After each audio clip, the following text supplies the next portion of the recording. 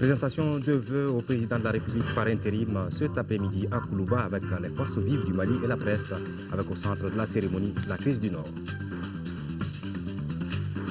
Fin à ce goût de la deuxième édition de la conférence de basketball du Bani avec 9 formations minimes filles et garçons. La SREAL chez les garçons et l'USM de Koudjala chez les filles rapportent les trophées. Et puis vote de la résolution 2425 du Conseil de sécurité des Nations Unies le 20 décembre dernier à New York pour l'envoi d'une force internationale au Mali pour la libération des régions occupées de notre pays. Le ministre des Affaires étrangères et de la coopération internationale, Thiema Hubert Coulibaly, sera avec nous ce soir pour plus de détails. Mesdames et messieurs, une fois de plus, bonsoir et bienvenue dans ce journal. Comme vous le savez, tous les mercredis, il y a le Conseil des ministres qui se tient. Le Conseil des ministres qui s'est donc réuni en session ordinaire ce mercredi 26 décembre 2012 dans sa salle de délibération au palais de Koulouba sous la présidence du président de la République par intérim, le professeur Dioncounda Traoré. Après examen des points inscrits à l'ordre du jour, le Conseil a adopté un projet de loi, entendu des communications et procédé à des nominations. Ibrahima Diomblé, bonsoir. Bonsoir Amara Maledialo. Voilà. Les détails pour ce conseil. Voilà, merci mesdames et messieurs, bonsoir. Au chapitre des mesures législatives. Sur présentation du ministre de l'économie, des finances et du budget, le Conseil des ministres a adopté un projet de loi portant un règlement général du budget d'État 2011. La loi de règlement est la loi par laquelle l'Assemblée nationale contrôle l'exécution du budget. Elle constate les résultats financiers de l'exercice budgétaire établis, le cas échéant, les différences entre les résultats et les prévisions. L'exécution du budget d'État pour l'exercice 2011 a donné les résultats suivants. 1. Au niveau des recettes, pour une prévision de 1275 milliards 775 millions de francs CFA environ, les recouvrements se sont chiffrés à 1128 milliards 458 millions de francs CFA, soit un taux d'exécution de 88,45%. Ces résultats ont été portés à hauteur de 1253 milliards 557 millions de francs CFA par l'apport de l'appui budgétaire global. Les recettes réalisées au titre du budget général, y compris les aides budgétaires, se chiffrent à 1244 milliards 888 millions de francs CFA pour une prévision de 1265 milliards 655 millions de francs CFA, soit un taux de réalisation de 98,36%. 2. Au niveau des dépenses, pour des prévisions de 1423 milliards 745 millions de francs CFA, le budget a été exécuté en dépenses à hauteur de 1268 milliards 883 millions de francs CFA, soit un taux d'exécution de 89,12%. L'exécution du budget d'État 2011 a dégagé un déficit de 141 milliards 605 millions de francs CFA contre un déficit prévisionnel de 149 milliards 970 millions de francs CFA. Le déficit a été couvert par les aides budgétaires et les emprunts. Au chapitre des mesures individuelles, au titre de la présidence de la République, le Conseil des ministres a été informé de la nomination de M. Ousmane Sy en qualité de secrétaire général de la présidence de la République. Le Conseil des ministres a procédé aux nominations suivantes. Au titre de la primature, contrôleur des services publics, M. Mama Djenepo, administrateur civil. Au titre du ministère de la Défense et des anciens combattants, haut fonctionnaire de défense auprès du ministère de l'Enseignement supérieur et de la Recherche scientifique, colonel-major Issa Ould Issa. Haut fonctionnaire de défense auprès du ministère de l'Énergie et de l'Eau, lieutenant-colonel Mamadou Keïta. Haut fonctionnaire de défense auprès du ministère de l'Élevage et de la Pêche, colonel-major Djigiba Toumani Sidibé. Au titre du ministère de la Justice, conseiller technique, M. Djougal Sissé, magistrat. Chargé de mission, M. Alassane Diarra, journaliste. Au titre du ministère de la Jeunesse et des Sports, secrétaire général, Seydou Dawa, inspecteur de la Jeunesse et des Sports, chef de cabinet, M.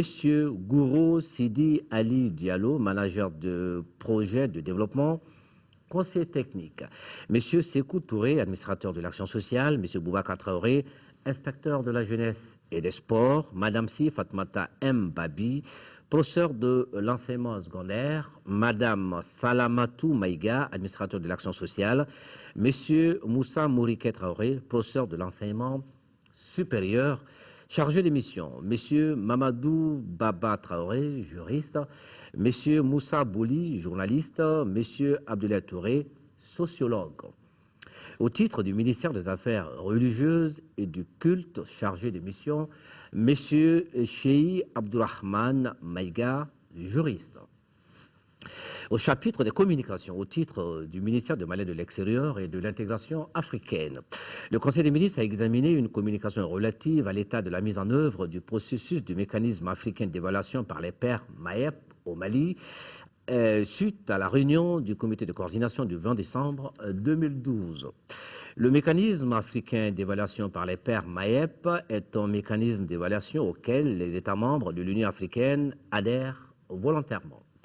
Le mandat du MAEP consiste à s'assurer que les politiques et pratiques dans les États partis sont conformes aux normes et valeurs convenues dans les domaines de la gouvernance politique, de la gouvernance économique et de la gouvernance des entreprises, ainsi qu'en matière de développement socio-économique. L'évaluation à partir de ces 4 thèmes consiste à identifier, en tenant compte du contexte historique, social et culturel, les forces et faiblesses, les atouts et défis des États évalués et à les encourager à aller vers la voie du progrès en apportant les corrections nécessaires. À la suite de l'auto-évaluation et de l'évaluation externe du Mali menée par une équipe d'experts africains, la Commission nationale de gouvernance du MAEP mise en place pour le suivi et l'évaluation du plan d'action 2010-2014 a élaboré son premier rapport qui n'a pas encore été examiné par le chef d'État du MAEP. Aussi, compte tenu du contexte actuel, la Commission a jugé nécessaire d'élaborer un plan national intérimaire d'appui à la transition tiré du plan national dans la perspective de la présentation du rapport au Forum des chefs d'État. Ce plan d'action 2013-2014, articulé autour d'un certain nombre d'axes prioritaires préalablement définis, vise notamment à améliorer le système judiciaire en vue d'aider à la restauration de la confiance entre la justice et les justiciables, aider à la promotion et la protection des droits des femmes et des enfants dans le contexte actuel de crise, appuyer les structures de contrôle de la gestion des finances publiques pour une meilleure synergie d'action et d'efficacité dans la lutte contre la corruption et le blanchiment d'argent.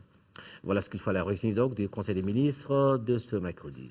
Merci Ibrahim Diombele. La suite de ce journal, nous restons à Koulouba avec cette audience. Le président de la République par intérim, le professeur Dioncounda Traoré, a reçu en audience Mohamed Lamine Ould Aboy Ould Cheikh El Hadrami, porteur des messages du président de la République islamique de Mauritanie, Mohamed Ould Abdel Aziz. En dehors des salutations et de la présentation de vœux du chef de l'État mauritanien, rien d'autre fait de cette audience. C'était donc à Koulouba. Voilà, comme à l'accoutumée, les forces vives du Mali ont présenté cet après-midi au président de la République leurs meilleurs vœux de nouvel an. Au cours de cette cérémonie, elles ont donné l'assurance à Dioncounda Traoré qu'elles sont disposées à mobiliser, informer et conscientiser les citoyens maliens par rapport aux enjeux de sa mission. Cela pour le renforcement des acquis dans la construction des Mali démocratiques et prospères. La crise du Nord, on s'en doute, a été au centre de cette cérémonie. Daouda Sidiki Diarra. Plus de cohésion nationale, de réhabilitation de la paix et surtout de réussite dans sa noble mission qui consiste à mener à bien la transition au Mali. Voilà en substance les vœux de nouvel an des forces vives adressés au président de la République par intérim ce mercredi. Après avoir fait un bref aperçu sur la double crise sécuritaire et institutionnelle que vit notre pays, les forces vives en appellent à l'unité et au sens de la patrie de tous les Maliens. Le moment plus que jamais est à l'union dans la diversité contre ces occupants qui veulent sanctuariser le nord du Mali. Face à la crise humanitaire engendrée par la double crise sécuritaire et institutionnelle, ayant provoqué l'arrêt des services sociaux de base, nous apprécions à sa juste valeur votre confiance réitérée en notre armée malienne pour la reconquête des zones occupées de notre pays et l'élan de solidarité nationale et internationale en faveur des populations éprouvées dont nous saluons le nationalisme et la résistance devant les envahisseurs. Les forces vives ont attiré l'attention du président sur les manquements graves aux droits élémentaires des citoyens. Cela par rapport à l'accès aux soins de santé primaires, à l'école, à la sécurité, à l'eau et à l'assainissement. Dans sa réponse, le président se dit sensible à la requête des forces vives. Quel Malien ne serait révolté aujourd'hui par l'invasion des 2/3 de notre territoire national par des terroristes, des djihadistes, des obscurantistes sortis tout droit de l'Inquisition et des narcotrafiquants qui n'ont strictement rien à faire chez nous. Quel Malien ne serait indigné par les traitements dégradants et inhumains qu'infligent ces envahisseurs à nos populations. Aucune religion, aucune croyance, ni aucune cause, quelle qu'elle soit, ne peuvent justifier qu'on humilie, qu'on viole, qu'on mutile et qu'on tue son prochain.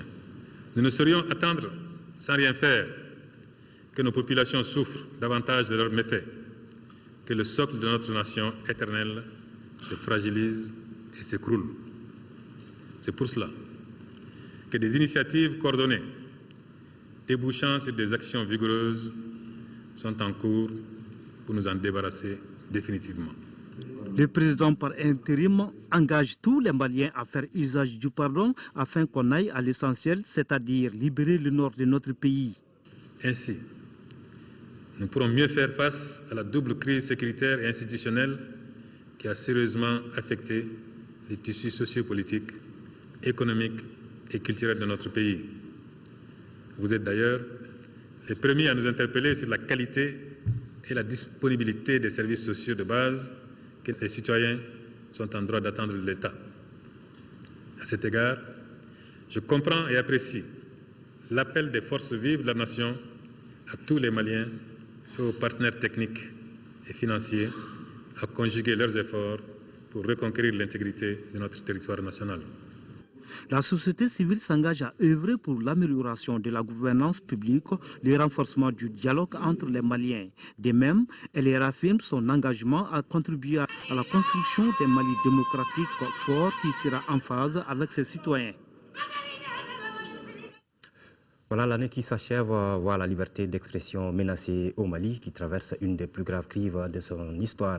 Les hommes des médias l'ont déploré cet après-midi au cours de la traditionnelle présentation de vœux au président de la République par intérim. En dépit des difficultés, la presse nationale entend jouer toute sa partition pour la réussite de la transition. Nous reviendrons sur cet élément au cours de cette édition. On va poursuivre ce journal avec le ministre de la Communication, porte-parole du gouvernement, qui a reçu en audience cet après-midi le secrétaire général de l'Union internationale des télécommunications, le docteur Amadoune Touré. Au cours de l'audience, les deux personnalités ont échangé sur les difficultés qui affectent le monde de la communication au Mali. Un accent particulier a été mis sur la numérisation de l'ORTM. Notre compatriote a rassuré le ministre de sa disponibilité à œuvrer aux côtés des autorités maliennes pour atteindre des objectifs en matière de numérisation. Il a aussi adressé un message de cohésion sociale pour faire face à la crise que traverse notre pays. Amadoune Touré, à sa sortie d'audience, est au micro de Moussa Fane. Je suis de passage à Bamako, donc il était normal que je vienne voir le ministre de la Communication, partager avec lui mes sentiments et surtout ma vision de l'avenir, surtout dans le domaine des communications. Donc j'étais très agréablement reçu par le ministre et qui a aussi partagé avec moi certains des problèmes dont fait face le monde de la communication aujourd'hui. Sur leur thème, nous avons des programmes de numérisation sur le plan mondial et évidemment aussi des problèmes d'équipement suite à tous les événements qui se sont passés dans ce pays-là. Et en tant que Malien, évidemment, j'ai un message. Je suis passé, comme tous les Maliens, par les mêmes phases d'indignation, de honte, d'énervement. Je me crois, comme tous les Maliens, dans un rêve, un cauchemar. Et on se dit que ça va prendre fin. Mais évidemment, quelqu'un comme moi qui a voyagé beaucoup dans le monde entier se rend compte que tous les peuples, tous les pays passent par leurs moments difficiles, par des hauts et des bas. C'est notre tour maintenant, le Mali. Et j'espère surtout que ça va finir. Mais il est important que les Maliens se regroupent, qu'ils se retrouvent ensemble et qu'ils essaient de parler le même langage. C'est mon message. Vraiment, c'est un message d'espoir. Je suis sûr que cela viendra. Mais quand même, c'est difficile maintenant pour nos parents qui sont dans le Nord. Voilà, retour sur ce communiqué de presse. Le ministre des Affaires étrangères et de la coopération internationale, son Excellence M. Tchéman Hubert Coulibaly, convie la presse nationale et internationale à la conférence de presse qu'il animera demain, jeudi 27 décembre 2012, à partir de 11 h dans la salle de conférence de son département. À cet effet, un bus sera disponible au niveau du parc zoologique pour assurer le transport des participants à 10h30. La présence massive de toute la presse est vivement souhaitée. L'année qui s'achève, je vous le disais, voit la liberté d'expression menacée au Mali, qui traverse une des plus graves crises de son histoire. Les hommes de médias l'ont déploré cet après-midi au cours de la conférence de présentation de vœux au président de la République par intérim. En dépit des difficultés, la presse nationale entend jouer toute sa partition pour la réussite de la transition. Ibrahima Traoré. 2012, une année d'épreuve pour le Mali, mais aussi pour la grande famille de la communication. Elle l'a fait savoir au président de la République par intérim. Les hommes de médias estiment que la presse nationale se sent mal et continue d'être maltraitée par des individus inconnus, ce qui menace du coup la liberté d'expression dans le pays. Il n'y a pas de démocratie sans liberté d'expression. C'est pourquoi, Excellence, l'instance que je dirige a condamné avec la dernière rigueur les interpellations abusives, les intimidations, le saccage de radios privées, les enlèvements et les atteintes à l'intégrité physique de certains journalistes dans un passé très récent. Faisons l'effort d'agir ensemble et de regarder dans la même direction. Plus que jamais, nous devons rester unis. Qu'aucun acte posé publiquement par les uns et les autres ne soit subordonné à une arrière-pensée cachée au service d'ambitions personnelles. Les hommes de médias souhaitent l'assainissement du paysage médiatique. Le secteur, déplore-t-il, manque de plus en plus de professionnels. L'urgence de former les journalistes s'impose, surtout en ce moment critique de l'histoire du Mali. La presse malienne est riche en radios de proximité et journaux. De son nombre impressionnant de journalistes, d'animateurs et de communicants. La quantité, elle, dans notre secteur ne se discute plus. Nous l'avons gagné cette bataille. Il s'agit maintenant de celle de la qualité. Nous sollicitons bien entendu un accompagnement soutenu de l'État. Le président de la République affirme prendre bonne note des préoccupations évoquées par les uns et les autres. Dioncounda Traoré dit être sensible aux difficultés que traverse actuellement la presse pour avoir personnellement vécu des instants similaires comme journaliste. Mais le patriotisme demande à tous, affirme-t-il, de braver cette période exceptionnelle. J'en suis d'autant plus peiné que j'ai été moi-même un circonstanciel journaliste militant dans les années 90-91. En effet, à l'époque, j'ai été directeur de publication du journal Alternance. Le contexte sociopolitique d'alors était très contraignant. Avec d'autres camarades engagés, nous avons pu affronter les contraintes qui entravaient insidieusement la liberté d'expression. C'était un moment inoubliable où les démocrates aspiraient à l'ouverture politique et mettait sans relâche le salutaire combat pour l'instauration d'une véritable démocratie pluraliste au Mali. Le président de la République par intérim a saisi aussi cette opportunité pour appeler les hommes de médias à faire preuve de prudence dans le traitement de l'information. Il estime que tous doivent travailler davantage pour rassembler les Maliens. Pour la reconquête du Nord, le président Traoré demande à la presse de soutenir l'armée au front. Concernant les élections à venir, il appelle simplement au respect des principes d'éthique et de déontologie. Voilà, notre compatriote Alioune Gueye, coordinateur national du RENAGEM et vice-président du CNJ Mali, a été élu à la présidence du réseau panafricain de jeunes leaders des Nations Unies pour l'atteinte des OMD, les objectifs du millénaire pour le développement. Ensuite, au 3e sommet panafricain de jeunes leaders tenu à Ouagadougou au Burkina Faso du 20 au 22 décembre dernier. Félicitations donc à notre compatriote dans ses nouvelles fonctions. Le parti Yelema soutient les institutions en place et reste disponible à toute sollicitation. Le président du parti en a fait cas au cours d'une conférence de presse tenue ce matin. La libération du Nord, l'organisation des élections et bien d'autres questions ont été également abordées. Alousseni Touré. Face à la presse, Moussa Mara n'a pas fait mystère de ses analyses sur la situation sociopolitique et sécuritaire de notre pays.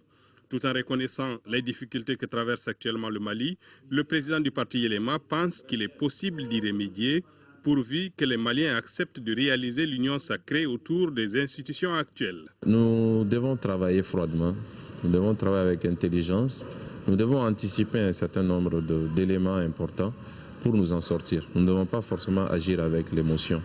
Et je dis nous en sortir pour nous, c'est d'abord tenir compte du fait que le Mali est indivisible.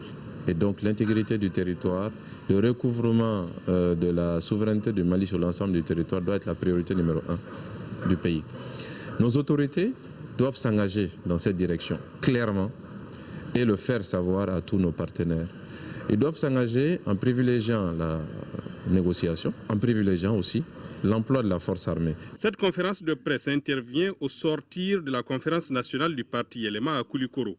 Le président est convaincu que fort de son implantation, Yelema peut réaliser ses objectifs de changement de la société malienne. S'agissant des élections à venir, le parti Yelema les souhaite avec la biométrie, mais pas sans les régions nord libres. Collecte de 100 millions de francs CFA et 100 000 poches de sang. C'est l'objectif de l'opération Démission Djoyoro, la contribution de la jeunesse, qui sera lancée le 20 janvier 2013. L'information a été donnée ce matin ici à Bamako au cours d'une conférence de presse animée par le coordinateur du projet. Cette initiative de plusieurs fédérations et associations de jeunesse du Mali vise à contribuer à l'amélioration des conditions de vie des forces armées. Elle s'inscrit dans le cadre des préparatifs de la reconquête des régions du septentrion malien sous occupation depuis des mois. Agali Aguissa. Consciente de son rôle dans la libération des régions du Nord, la jeunesse malienne veut contribuer à l'amélioration des conditions de vie des forces de défense et de sécurité. Et cela à travers une opération dénommée Démission Djoyoro, ou contribution de la jeunesse malienne à l'effort de guerre.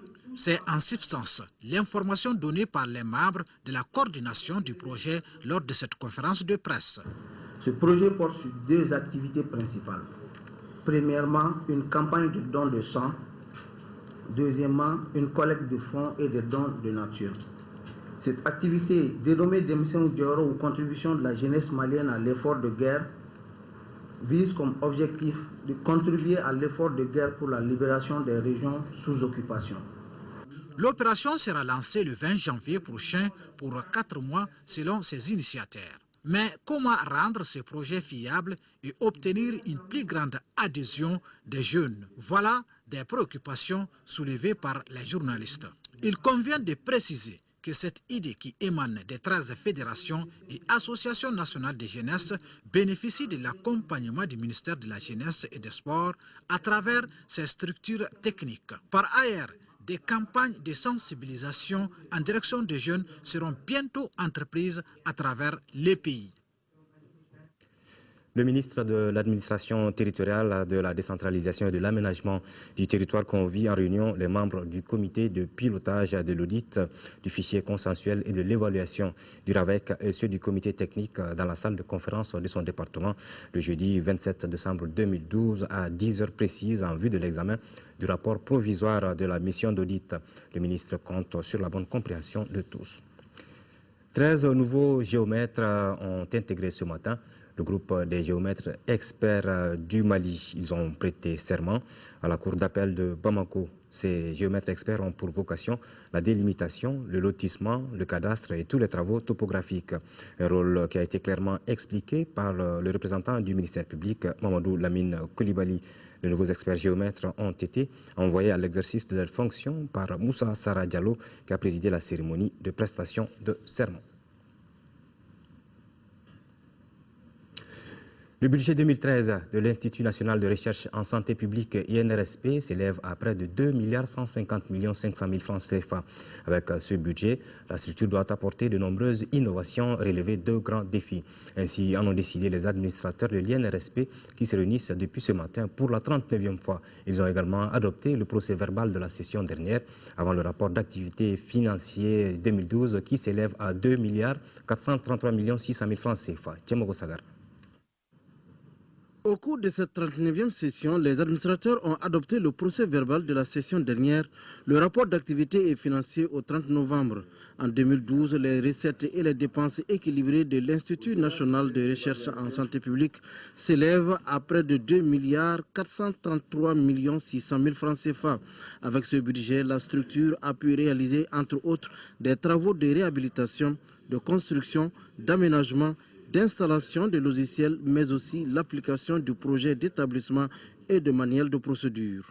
Le projet d'établissement qui entame sa 3e année a déjà tenu toutes ses promesses. L'évaluation à mi-parcours a révélé que sur l'ensemble des tâches prescrites, 85,75% furent exécutées. Les 14,25% se répartissent entre les tâches courantes et les tâches qui sont hors de la compétence de l'INRSP.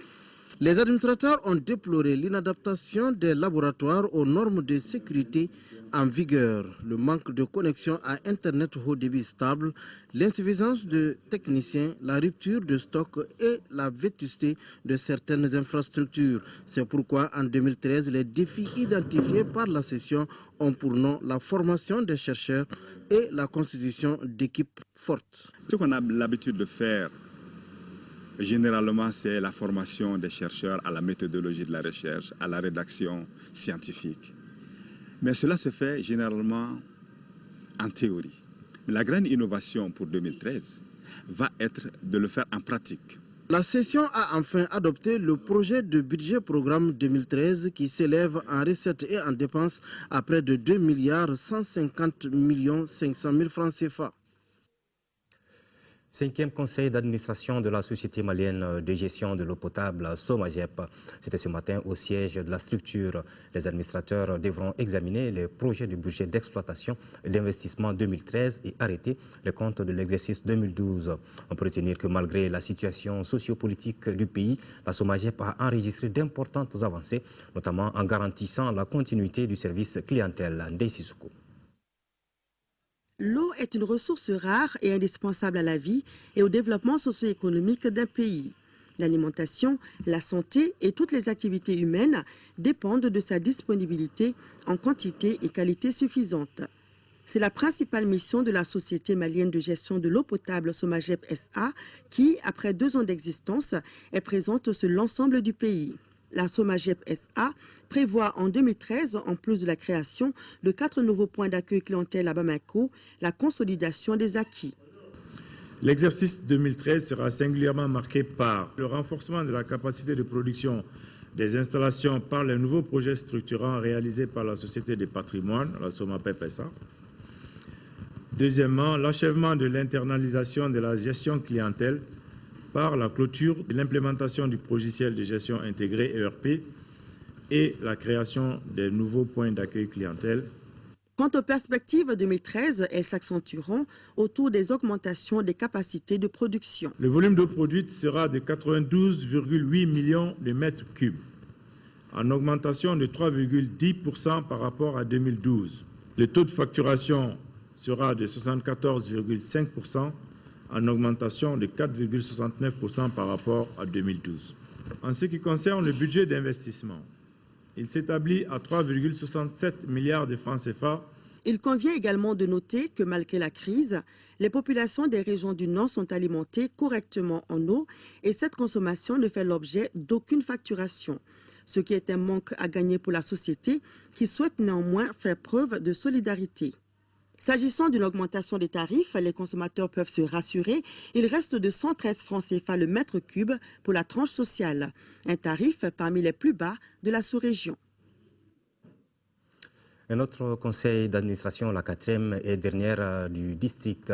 Les travaux ont démarré ce matin avec comme préoccupation principale l'insécurité grandissante dans le district de Bamako. La session fera également le compte-rendu du sommet d'Africité tenu à Dakar au Sénégal. Aïssata Ibrahim Maïga. Cette 4e session du Conseil du district passera en revue l'évolution de la mise en œuvre de l'amélioration des recettes et le compte-rendu du 6e sommet d'Africité tenu du 4 au 8 décembre dernier à Dakar.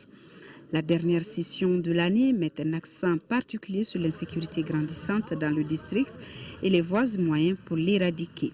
Bamako aujourd'hui, plus de 2 millions d'habitants, avec un rythme de croissance le plus élevé d'Afrique, pose alors d'énormes défis à relever. Cette pression démographique engendre un phénomène d'insécurité qui nous interpelle tous. La sécurité est un bien public, un élément indispensable au développement de la ville.